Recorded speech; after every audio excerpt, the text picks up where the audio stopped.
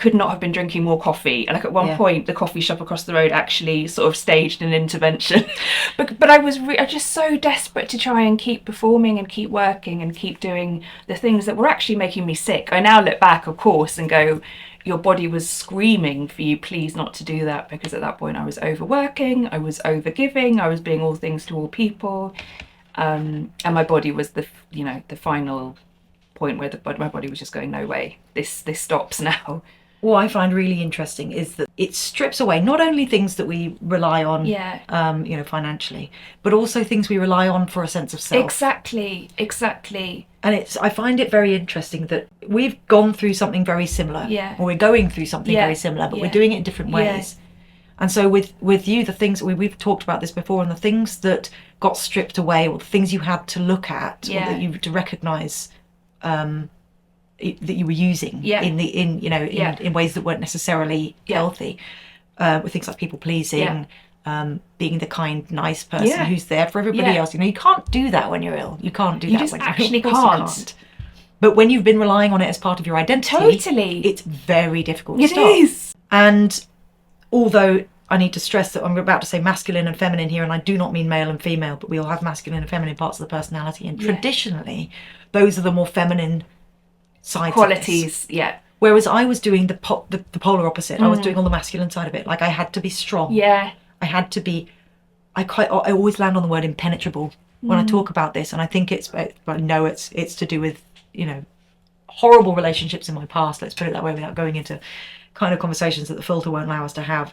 But I felt like I had to be this dominant, strong, self-sufficient entity, and so. I was obviously stripped of that fantasy, whereas you were stripped of the opposite fantasy of being the nice, amenable. I so much wanted to be a good person. Yeah, the good girl. An Irish Catholic background, and my whole identity was really hanging on this idea of being a good person. When I started getting ill and I couldn't be there for people, and I couldn't do all my usual people pleasing, it was really uncomfortable. I still have that feeling that I'm a bad person now because I haven't been able to be there for people, and I haven't been able to work in the way that I like to work. And my identity was totally built around these patterns that were quite unhealthy, obviously, because I got so sick for a reason. That didn't come out of nothing and land on me one day. I look back and see this was years in the making. Yes, exactly. And it's still uncomfortable changing my ways.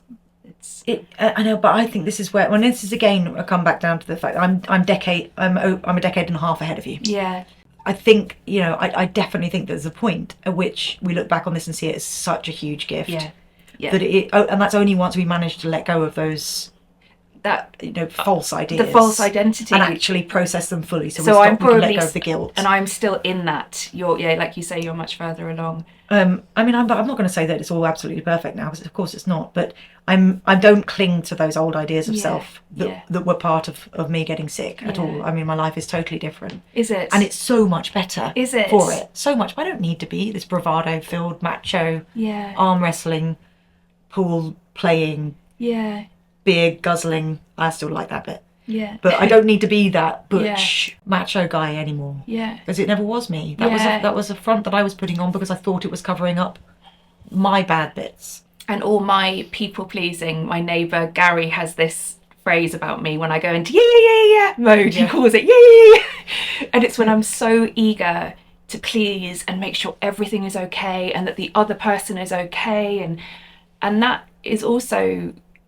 That was a cover-up and a defence mechanism and a fear response, really. And I didn't realise until quite recently. I've been realising that with illness, I have to be with people in different ways. I have to be with people in a much gentler, more low-key way. And again, I didn't realise how much in the past, anytime I was with people, there was an element of performance going on. I had to be nice, I had to be kind, I had to listen to them. No one was making me do this. I didn't even know I was doing it. I just thought this was what a good person did. And that's exhausting because there's so much effort going into that. And so now I'm realising I can't stay in my flat forever resting. I don't want to do that. And I'm learning that I'm going to have to be with people in slightly different ways to the ways that I was before. Realer ways. That's the thing. It makes that's what I mean by the gift. It forces you over time and painfully to let go, to drop the acts. All these different exactly. There are several that we put on. It's like suddenly the burden of performance is too much to carry. And so we have to drop it. And that sounds like a relatively easy thing to do, but it's not, because you don't know what's performance and what isn't. So what it ends up doing is forcing you to understand who you actually are.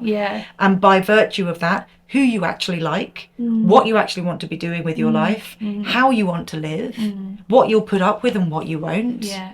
And those things, retrospectively, are amazing.